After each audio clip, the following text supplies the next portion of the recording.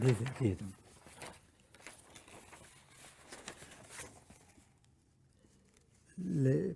Sería todo un honor y un gusto si el profesor Bueno pudiera revisar el trabajo, el que tengo aquí, que se titula Problematizaciones en torno a la teoría del género y su práctica discursiva. Le pido si pudiera decirnos algo acerca de este asunto, es decir, acerca de la teoría del género, del constructivismo radical y del monismo lingüístico que subyace en estas corrientes, desde las coordenadas del materialismo filosófico. Bien, claro, esta es una cuestión ya de otro nivel completamente distinto. En cuanto a su trabajo, por mi parte, tengo que decirle que me ha parecido que en lo sustancial estoy completamente de acuerdo en lo sustancial del trabajo. Ahora voy a manifestarle también con toda sinceridad mi sorpresa ante ciertos asuntos más bien metodológicos. Por ejemplo, me ha sorprendido que, al parecer, su trabajo está o arranca en la dialéctica frente a ciertas doctrinas feministas muy en bogas, como las de la señorita Butler, etcétera, que están totalmente influidas por el posmodernismo, por la teoría del discurso, el discurso feminista, que me recuerdan, por cierto, el discurso sobre la mujer de una feminista española de los años 80, me parece que era la señora Lidia Falcón, en donde el delirio, a mi juicio, es total, es un delirio completo, en donde, en el caso de Lidia Falcón, se trataba de demostrar que el discurso trataba de demostrar que la mujer constituía, exigía realmente la aplicación de la teoría del proletariado de Lenin y demás, porque el sexo femenino es una clase social, quizá la más universal de todas y la más permanente, que está desde el principio sometida al imperio del varón. Y por consiguiente que tiene que sacudir este yugo que impregna absolutamente todos los dominios del terreno femenino, y que por consiguiente incluso la razón, porque hay una razón patriarcal que es la imperante frente a la razón matriarcal que sería la que habría que imponer. Naturalmente, estas ideas que tuvieron ya mucho juego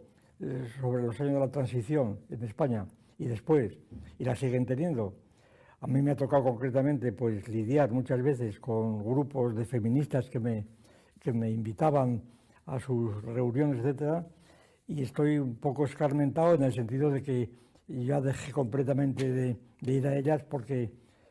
por incapacidad mía o de las mujeres allí presentes era imposible que realmente una argumentación más o menos sostenida. Inmediatamente te acusaban de machista, y entonces un poco lo que pasa en política, que te llaman fascista en cuanto dices una palabra distinta del interlocutor, aquí era machista, y el machismo lo inundaba todo, de manera que era imposible discutir porque eran todos prejuicios. Entonces, quiero decir que este tipo de especulaciones feministas que han tenido tanto auge y lo siguen teniendo, pues a mi juicio son planteamientos totalmente distorsionados, puramente folclóricos, que demuestran una falta completa de formación y que, sin embargo, se aprovechan, y aquí es donde vengo precisamente, se aprovechan del llamado discurso, el discurso en el sentido de Foucault, precisamente, de ahí el posmodernismo que se habla.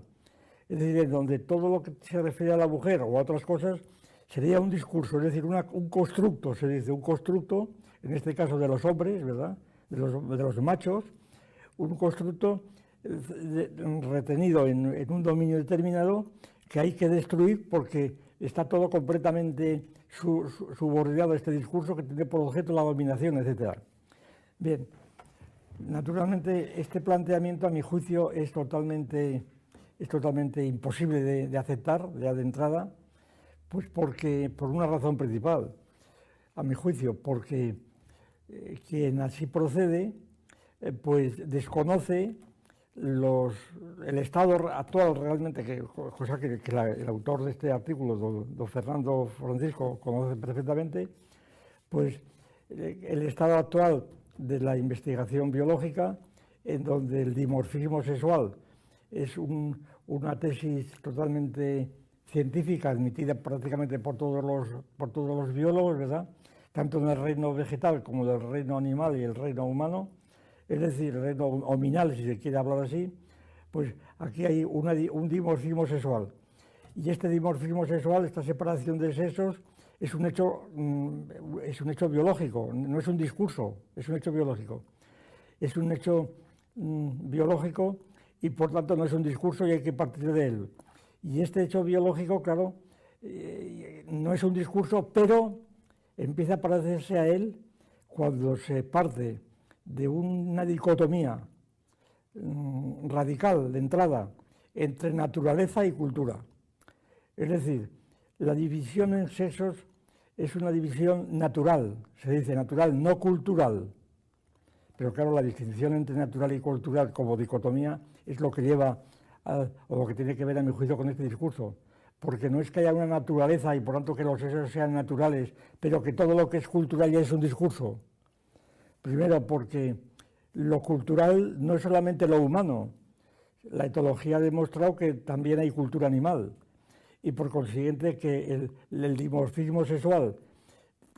precisamente en funciones de su inserción en el mundo interno de cada especie animal y la lucha entre las especies y de las partes de cada especie entre sí, pues no es un fenómeno puramente cultural en el sentido de discursivo, de arbitrario, de constructo, es sencillamente una inserción tan real, aunque sea cultural, como la otra. Y por consiguiente, y así se ha dado cuenta, pues se da cuenta, pues en la antropología materialista, yo por eso recomiendo que en estas materias se empiece primero por una exposición del estado de la cuestión biológico, se establezca que aquí no se trata de discurso, sino de organización de realidades efectivas, la teoría de los sexos, no ya de la reproducción, porque la reproducción, como muchas veces hemos dicho, cuando se dice, porque la reproducción es precisamente uno de los conceptos más utilizados por el feminismo, no queremos ser reducidas a la condición de ovejas reproductoras. Es decir, la mujer sería simplemente un instrumento reproductor de los machos. Primero porque la reproducción no es tal reproducción. Es decir, la reproducción es un concepto industrial en donde los ganaderos pues, reproducen las ovejas o los caballos precisamente clónicos, si es posible, para adaptarse a las necesidades del mercado y a los requerimientos del mercado.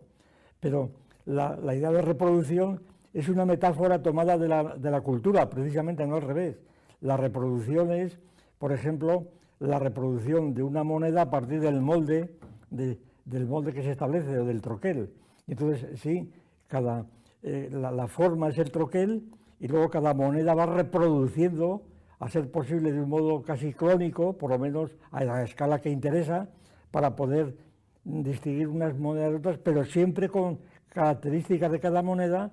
que permitan que no se cuente 2 o 3 veces la misma moneda, porque entonces no habría posibilidad de comercio. Es decir, que ni siquiera en el caso más claro de la reproducción fotocopia, clónica, diríamos, de mecánica, hay una reproducción clónica, porque, para decirlo con la famosa fórmula de los estoicos, porque no hay 2 hierbas iguales. Es imposible que 2 cosas sean iguales entre sí por el principio de los indiscernibles. Entonces resulta que la idea de reproducción aplicada sistemáticamente a la biología pues es falsa, porque si hubiera reproducción habría evolución, sencillamente. En cada caso de reproducción hay una diferencia esencial de los padres a los hijos, que más o menos pronunciada. Y esta diferencia obliga, en lugar de hablar de reproducción, a hablar de multiplicación. Hay una multiplicación o transformación multiplicativa de un organismo, que por cierto, un organismo que está siempre, en los casos de reproducción sexual, está siempre vinculado a otro organismo de diferente sexo, y entonces, en el caso de que no haya pues multiplicación, pues, qué sé yo, multiplicación partenogenética o cosas por el estilo, o hermafrodítica, sino que hay una multiplicación. Y la multiplicación es transformadora y por consiguiente se plantea siempre el problema de que al cabo de sucesivas multiplicaciones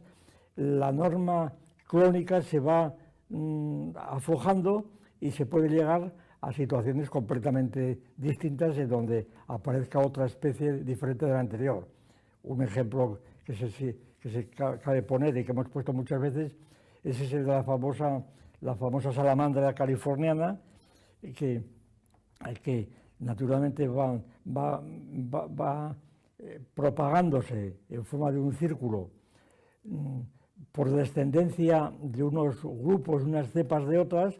pero cuando llegan al final de los dos extremos del círculo, las cepas, aunque proceden del mismo tronco, ya no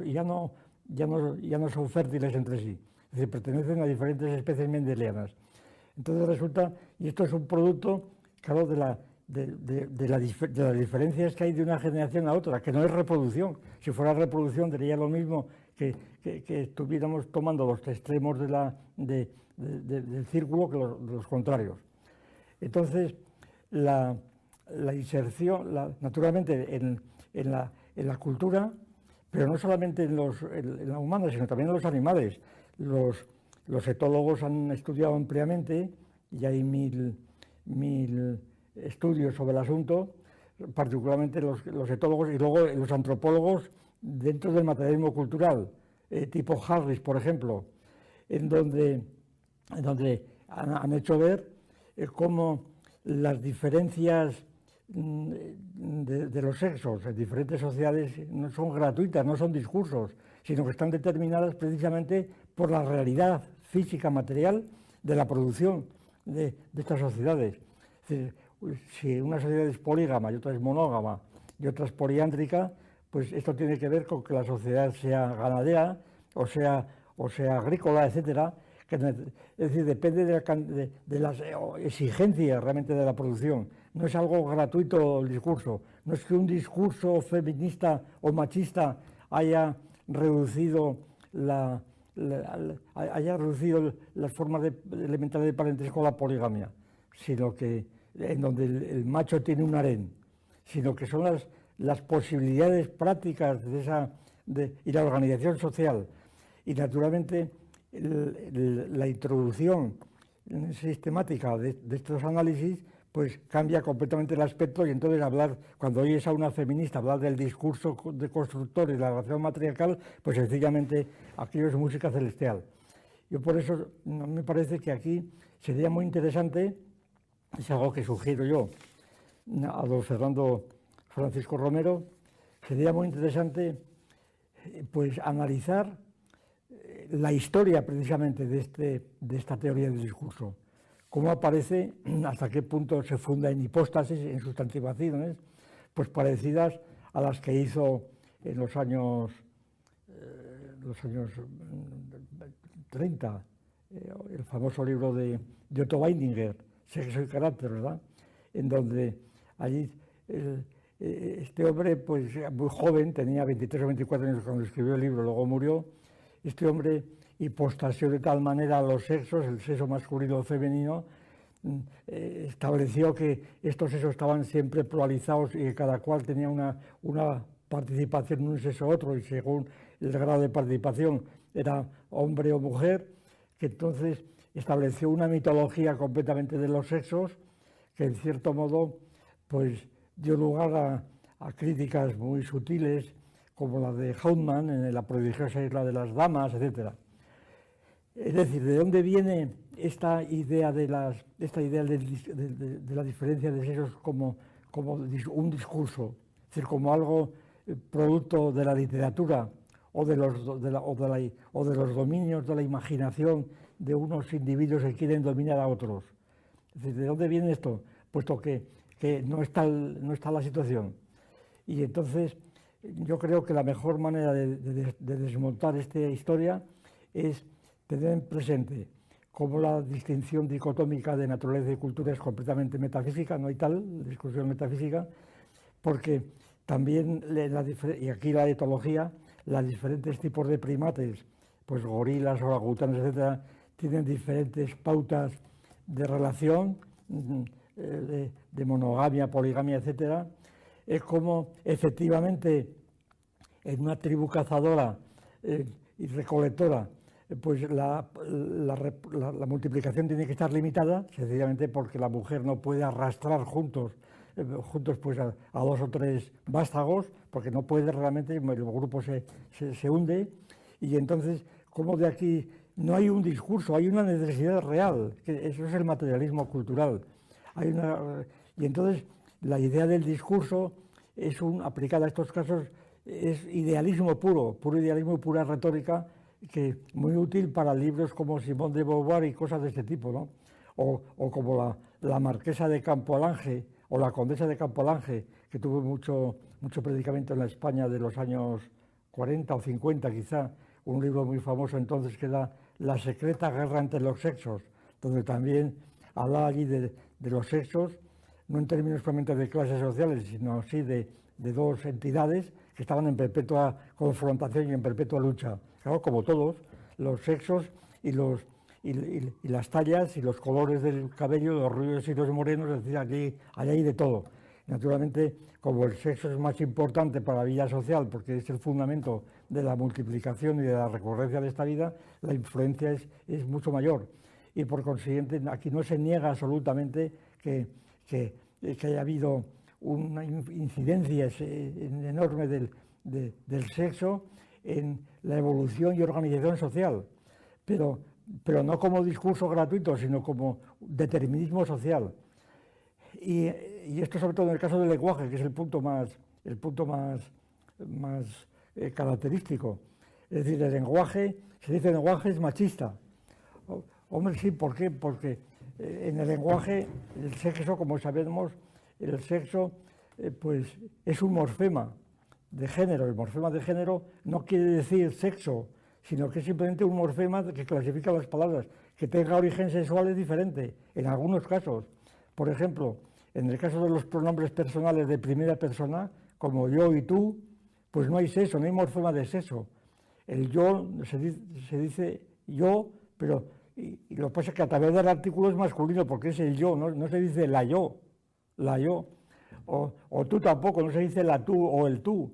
sino que yo y tú no tienen morfema de género. Y en cambio lo tiene ya en tercera persona, de plural.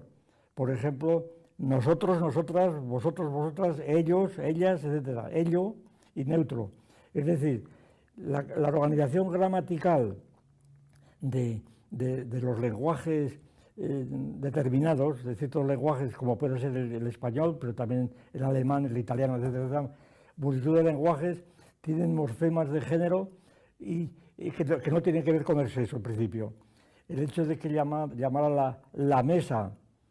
femenino, o el mar y la mar, ¿verdad? El mar y la mar, que en un caso es masculino y en otro caso es femenino, no quiere decir que el mar tenga sexo, aunque muchos lo piensen así, pero esto es que vayan al psicoanalista, ¿no? Y entonces habrá que explicar por qué razón unas veces se llama al mar con mayúsculo, como masculino y otras veces como femenino. Pero estas son razones psicológicas, pero nadie piensa, si está en sus cabales, cuando habla de la mar, que lo piense como una mujer, ¿verdad? O del mar como un hombre.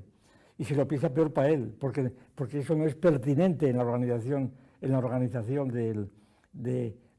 la materia. Es como si alguien, cuando en geometría ve un cilindro y ve un cubo, pues piensa en un caso, dice esto es masculino, esto es femenino, esto es para el psiquiatra, ¿verdad? Pero en la geometría no están presentes esas asociaciones que, sin embargo, pues pueden tener su importancia, sobre todo en casos patológicos. Entonces yo creo que el modo de proceder,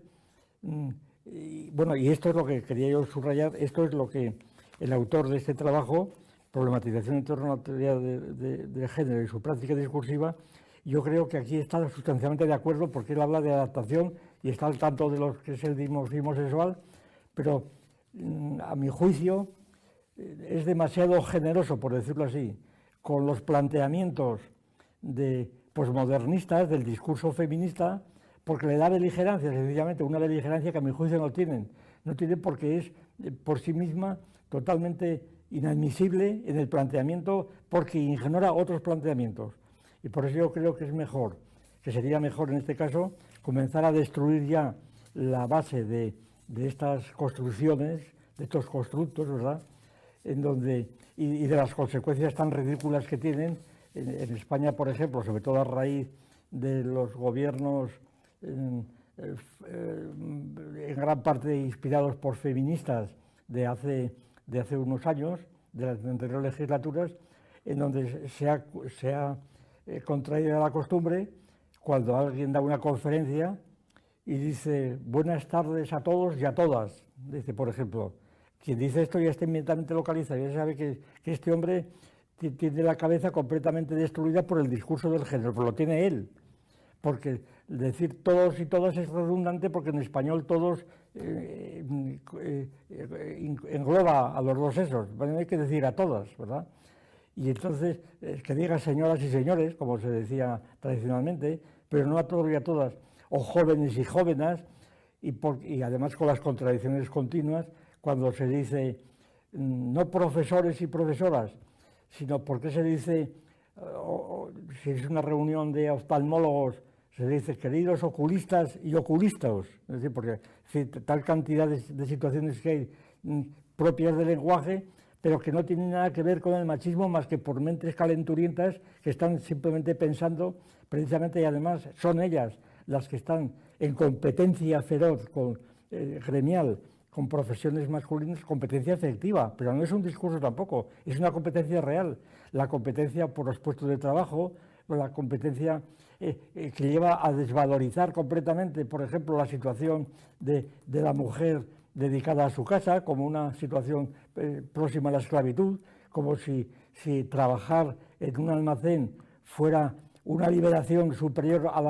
la mujer que está en su casa organizando la economía doméstica y trabajando allí más que si estuviera en el almacén. Todas estas deformaciones completas